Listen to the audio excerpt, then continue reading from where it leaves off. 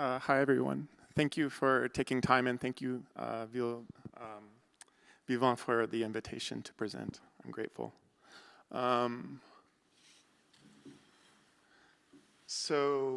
ReHousing is a housing initiative housed at the University of Toronto. It's a collaboration between myself, I'm an architect and academic.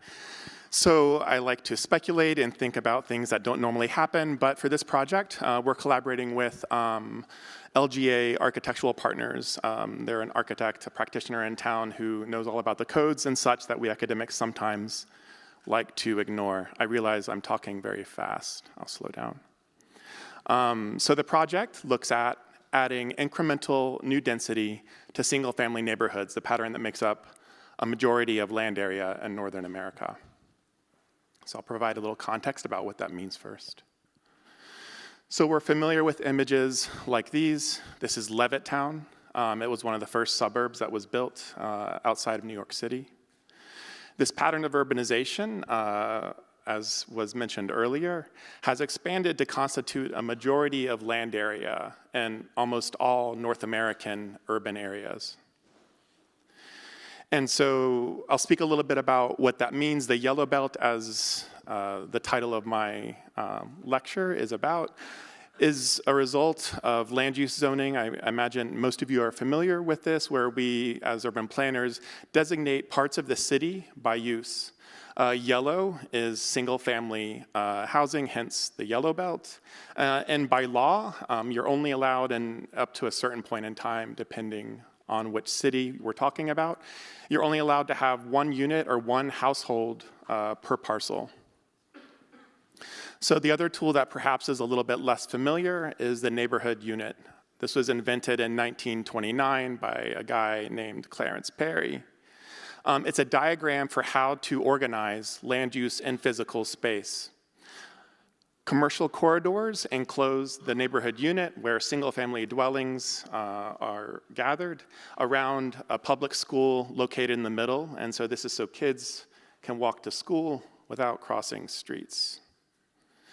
So that diagram was subsequently invented, I should say, as a result of ideas about the Garden City from England, where these little towns were supposed to be walkable. That diagram was adapted to the North American context, scaled up, abstracted. The retail was replaced with shopping malls, and that's what, where's my pointer? That's a shopping mall at the corner. And so it's become quite different from as it was initially imagined. The 2.2 kilometer dimension corresponds to the colonial land survey systems that organize much of North American urbanization. So in the US, this is Thomas Jefferson's Land Ordinance Survey. In Toronto and other parts of Canada, we have similar systems. I say we, I'm American actually, but it's my new home, Canada. So this kind of dimensional organization allowed for the rapid deployment of the neighborhood unit. And it's come to constitute much of what we now refer to as urban sprawl. We don't like this stuff. We complain about it. It drives car ownership, and it defines much of the kind of debate about how we need to make cities in North America. Generally, that we need to get rid of this, and we need to replace it with something better, walkable urban areas, and hard to argue with that. However, there are other, I'm getting ahead of myself. I had a script that I didn't bring with me. So these are the neighborhood units in Toronto. So we mapped all of them out according to the street pattern. And to provide a little bit of context about where we're speaking or referring to, Toronto is located along Lake Ontario at the border of the US and Canada. Here is a scalar reference comparing Paris and Manhattan to Toronto City proper. So this is Toronto proper, but it's part of a much larger land area called the Greater Toronto Area, a nebulous term we use in North America to define unorganized, let's say, urban agglomeration. So in the Greater Toronto Area, over 60% of the land area is for single-family dwellings. This encompasses some 2 million single-family homes on 95,000 hectares of land. And the problem here, as that, our population increases, We're relying on on less than half of our land area to create housing for a growing population. This has driven up costs. It is cause for speculation and a gross undersupply of housing. I am an architect, so we made a pretty drawing of it. This is some 20 meters long. You can zoom in and see it's quite detailed. We modeled every home in the Greater Toronto Area. It was a ridiculous endeavor, I realize. But it was part of an exhibition that we had at the University of Toronto where we had this large drawing, intending again to get us to think differently about our cities, to understand that it is not made up of, again, just the downtown, and indeed this drawing kind of reverses the perspective we generally have on cities. That's the city center. Toronto, like many North American areas, has these ridiculous needle towers in the middle to mark, to let you know where the city center is. But here we're seeing much more of the city as something very different than that. And so I would like to now provide a little bit of other context. Typically, we bemoan this landscape, of course, as mentioned, and for good reason. However, there has been a change in the North American suburban condition. It used to be that low-income residents lived in the city center, where our wealthy people moved to the suburbs. That condition has progressively changed over the last 40 years. Now, a majority of our low-income residents are immigrants, are racialized minorities. They live in suburban areas and are trying to kind of make do to live in this landscape that was not necessarily designed for them. There's a lot to say about this. I'm interested in researching it, but we'll provide instead an example for something related more directly to my research. So this is an article about Naveen Sipal. He is a 29-year-old single father and a barber or hairstylist. He bought a home, I don't know why, on a barber's salary, but he bought a home for $1 million in a suburb called Brampton. The home cost $1 million to purchase. This is 700,000 euros. His mortgage is $700,000. His monthly payment is $4,300, and this constitutes 172% of his income monthly. And economists, planners often say that number should be 30%. So in order to cover the cost of his mortgage, he created a rental unit in his basement, charges $2,000 for that. You can see the percentage of income to rent decreasing, and rents, and this is from the news article that I cited earlier, and then uses Airbnb to rent units in the upper levels overnight. And I'm not advocating for Airbnb, but I am saying that economic pressure is driving a new kind of housing creation, one not necessarily motivated by large developers creating big buildings to house large numbers of people, and therefore the money being extracted from the collective to a third party. I'm speaking fast again. But instead, this is a new kind of economy where the homeowner, the owner-occupant, is creating housing and is drawing wealth from homeowners, but in this case, not having to sustain a housing business, a development business, but rather only trying to cover their rent in an ideal world where they're not charging according to market, but rather according to what is fair. And so we describe this individual as a citizen developer. And I'm going to say there's potential with this. The system here in Canada, as in the US, is flawed. But there's potential for affordability with this kind of development. So we call a citizen developer a group of individuals for whom the creation of housing is a means to housing security. I'm already at 10 minutes, and I haven't even started my research yet. So I'll kind of quickly show you what we're working on. So our website, ReHousing, is intended to help homeowners, citizen developers, understand what it takes to convert a home to a multiplex. And I'll speak a little bit about what a multiplex is in a second. We have a video on our site, so if you check it out, you'll see a little bit more about citizen developers.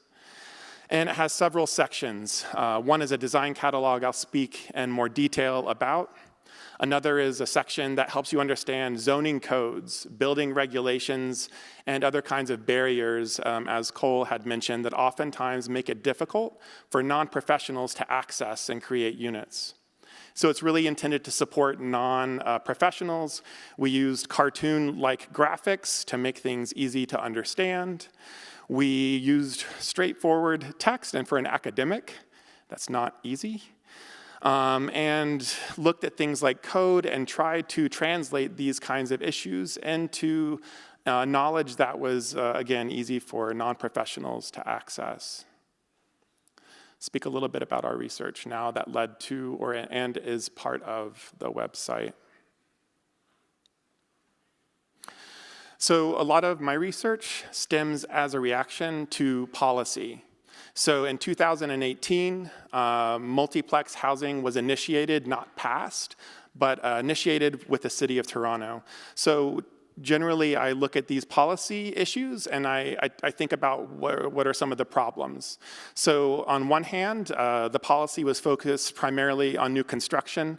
I'm an architect. I love these kinds of buildings, well, some of them anyway.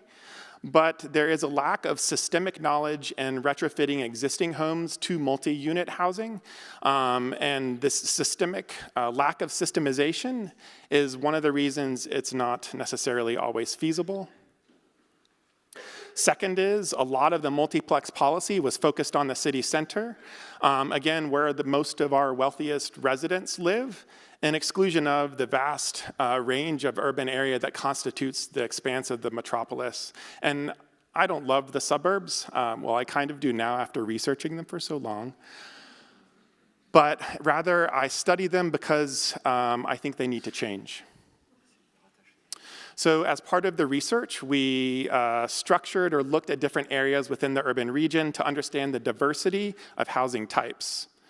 So here are 13 of the most typical homes in the Toronto region, according to age of construction from the, Toronto's a young city, of course, from the interwar and pre-war years to the post-war generation suburb to the metro burb or outer suburb. So darker is older in this map. And we did this because different kinds of homes, though unattractive perhaps at first glance, afford different kinds of units. The garage, for example, here could be converted to a unit. The post-war suburban lot is rather large, and therefore horizontal, inexpensive additions can be made without having to build above. In the downtown, where we did actually study, the parcels are smaller, forcing landowners to build up to create more density. As part of the research, we looked at different costs of intervention, ranging from small, low-cost, single basement conversions to higher renovations and higher costs. We have worked with contractors subsequently to price these, but I'm going to spare you some of the numbers. So the housing catalog we created cross-references cost to building type and develops kind of a range of kind of project types that people can access on our website. I'll quickly go through a couple of these. So here, and take note of the house cost. These, oops, I'm sorry, I thought that was the pointer. I'm doing it again. Here we are. Boy. Yeah, take note of the house cost. And across all of them, Toronto has, and this is a home located 30 kilometers from the city center where building was supposed to be cheap. So this is, I'd say, hugely problematic from multiple perspectives, not least of which is the inflated value of land that's driving these costs. We did research on real estate websites to understand what these houses are like from a physical perspective. It's actually where we accessed existing plans of these homes was from real estate sites. And so for each house, we did, again, a low intervention. Orange is new construction, as you're seeing here. And so all the designs, again, working with people who design this kind of stuff all the time, is using standard construction techniques. This is not fancy architecture as I'm maybe more accustomed to imagining, but rather is relatively straightforward. You're seeing the middle and then the low unit creation. I'll just point out, so starting on the left, where there's one family living in a single house, progressing to the high scenario where you have 4 units. And I'll speak a bit about the unit counts in a moment. So an image of what it looks like from the street. And again, this is about incremental change. We don't imagine that this car landscape is going to be transformed into a small residential utopia overnight. So it's important, we think, to provide these visuals for people that live in these areas to understand what alternatives may look like. Here's a bungalow selling for $1.3 million. That's a single-family building, housing one family. So here, 1 unit and the existing, of course. Low renovation, converting the basement. Medium, converting the garage and the basement and subdividing the main house. And then the high renovations, there's here 5 units total on a single-family lot with relatively modest intervention. And I know people are probably wondering why more density is not being proposed here. And the reason is because this is something that could be, for us, done by the homeowner, someone who doesn't have expensive finances to create new density. So this is explicitly looking at a scale of density that could be achievable by a homeowner. And even the high end right here is quite expensive. We do have new construction on our website where we're showing larger buildings, but I'm not focusing on those today. Here's an image of what that might look like. So our catalog has 190 plans. They're all on our website for free. People are able to access them, again, using relatively conventional construction methods. Here's the different types on our site, and a little bit of what this looks like. So for a brief postscript, I'll mention that we've been commissioned by the City of Toronto in 2022 to help write the zoning policy for multiplex development. So again, multiplexes are duplexes, 2 units, triplexes, 3 units, up to 4plexes in Toronto. So 4 units plus 1 detached unit is 5 total. So what that means on areas that were previously only allowed to have single-family lots, as of 2023, this past summer, they're now allowed to have 5 units. And this is, I think, monumental for the context of Northern America, where you have not, for the longest time, even been allowed to create more than 1 unit. So we were excited to participate in that policy change, and are working with the city now on looking at 6 units per lot, and actually on this next scale of development, and trying to find ways of promoting small developers, so not just homeowners, but people who would make small apartments on these lots. And I'll end with an image from my house. My in-laws helped us purchase a home. We could not afford to. I'm a university professor. I like to think that I should be able to afford to buy a home, but we couldn't. They helped us, and as part of that deal, I built a unit on the ground floor. So these are my in-laws and their dog. And that's the end. Thank you so much. Thank you, Michael. Thank you.